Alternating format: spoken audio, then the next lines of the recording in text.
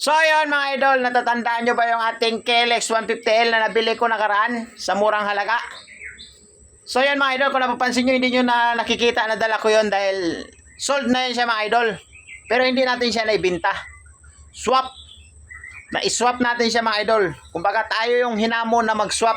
Kasi talagang for sale lang yung KLX na yun. Pero hinamon tayo ng swap. Ha? At kung ano ang pinang-swap mga idol? Ano pinang-swap? Itong Sniper 155. 2025 na ibili niya, March 2025 na bili. Cash to mga idol, nung nabili ng may-ari. Ipapakita ko sa inyo yung udo niyan mga idol ha. So yan. Masilaw eh. Yan. 4,772 lang ang udo mga idol. Napakasariwa. Ha? At kung makikita mo lahat yan mga idol, papakita ko sa inyo. Oh.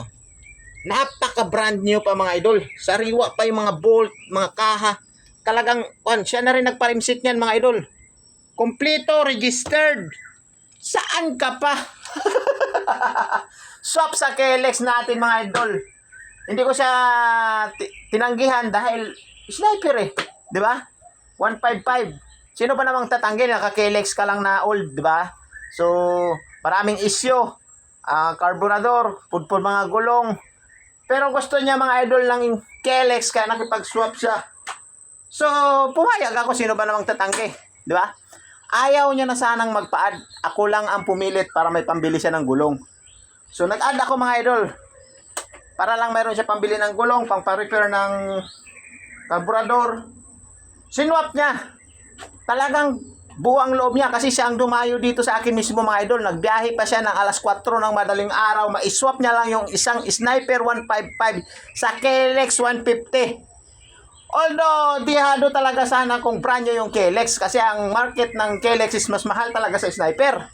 Pero dahil nga brand new ito at luma na yung KLX natin mga idol, para sa akin panalo ako dito. Di ba? Isang brand new sniper, parang isang brand new sniper yan mga idol kung nakamags yan. Makikita mo pa sa kasa, pwede pang i-display mga idol. Dahil walang kagalos-galos. Ipiplex ko sa inyo mga idol. Napakakintab, oh. Napakasariwa, oh.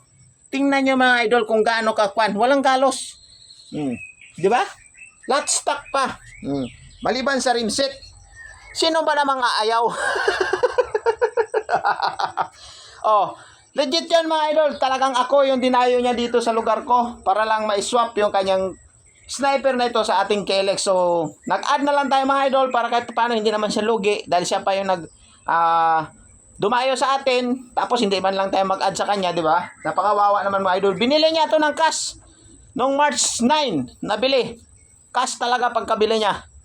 So, ang maganda pa dito, register hanggang 2028. Yung KLX natin mga idol, paso yun. At kung magkano ang add ko, napakababa lang mga idol kasi nga, ang sabi niya, wag na mag-add. So, ako na lang ang kusang gusto mag-add sa kanya. So, mababa lang ang add ko.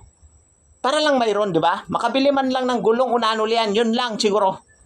So, yun lang mga idol. Senior ko lang sa inyo ito.